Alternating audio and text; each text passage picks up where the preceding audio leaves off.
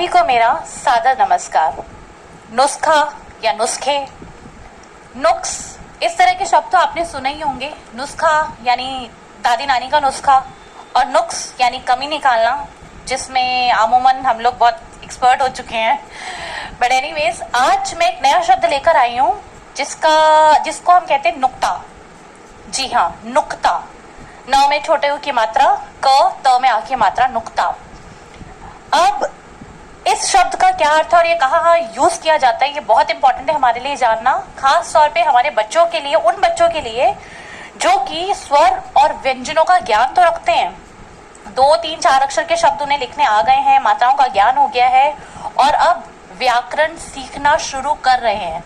Specially कक्षा पहली और दूसरी के बच्चे जो कि हिंदी सीख रहे हैं अभी, तो उन बच्चों के लिए ये बहुत ही यूजफुल है। बिकॉज क्या होता है, अंग्रेजी की अगर यहाँ पे हम बात करें तो अंग्रेजी भाषा को हम कहते हैं कि बहुत कॉम्प्लिकेटेड है, बट अंग्रेजी में डॉट एक ही जगह यूज होता है जिसको हम बोलते हैं फुल स्टॉप, और हिंदी में बहुत सारी जगह पे अलग अलग यूज होता है बिंदु का, जिसको हम डॉट को हिंदी में हम बोलते हैं बिंदु।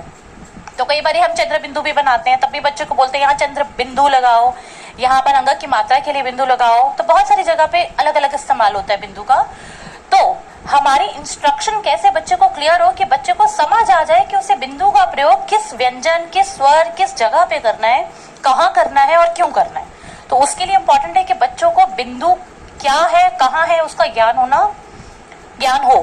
तो आज जिस बिंदु की हम बात कर रहे हैं उसको कहते हैं नुक्ता, और ये नुक्ता हम जनरली व्यंजन के नीचे लगाते हैं उसका उच्चारण बदलने के लिए। फॉर एग्जाम्पल, हम अगर बोलते हैं जी न्यूज, और अगर हम जी के नीचे ये नुक्ता लगा दें, ये बिंदु लगा दें, तो उसका उच्चारण हो जाएगा जी न्यूज। इसी तरह अगर हम बोले फल वाला फल दो, फल वाला आया, वटेवर, बट अगर हम उस फ के नीचे नुक्ता लगा देते हैं तो उसका उच्चारण हो जाता है फल।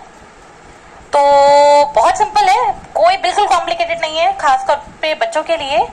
जब भी हम बोलें कि इस व्यंजन के नीचे नुक्ता लगाओ या इस व्यंजन पर नुक्ता लगाओ, तो उसका सीधा अर्थ ये है कि उस व्यंजन के नीचे हमें एक छोटा सा डॉट लगाना है, दैट्स इट। तो वो हो जाता है हमारा नुक्ता।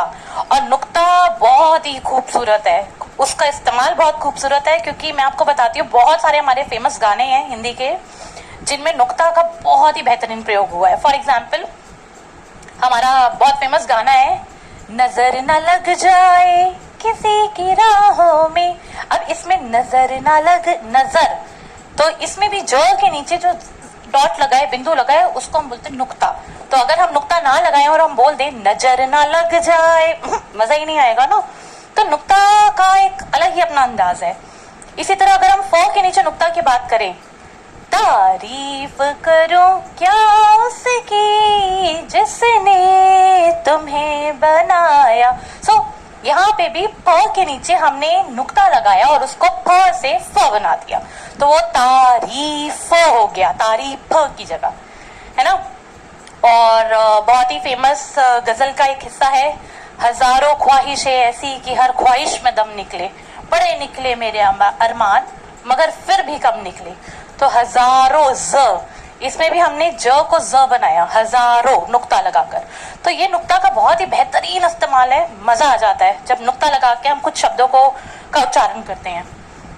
और देवानंद साहब का भी एक बहुत फेमस गाना है, हर फिक्र को धुएं में उड़ाता चला गया, तो उसमें भी फ के नीचे नुक्ता लगाया तो वो बन गया फिक्र, हर फिक्र को धुएं में उड़ा, राइट। सो ये होता है नुक्ता, जब हम किसी व्यंजन के नीचे एक डॉट या एक बिंदु लगा देते हैं तो उसको कहते हैं नुक्ता। तो अब जब भी हम बच्चों को पढ़ाएंगे तो हम बच्चों को बोल सकते हैं ना, इसके नीचे नुक्ता लगाओ। तो बहुत सिंपल है, हिंदी है, थोड़ी सी कॉम्प्लिकेटेड है, लेकिन पार्ट बाय पार्ट चलेंगे तो सबको सब कुछ आ जाएगा। It is like that. So bye bye for now, नमस्कार।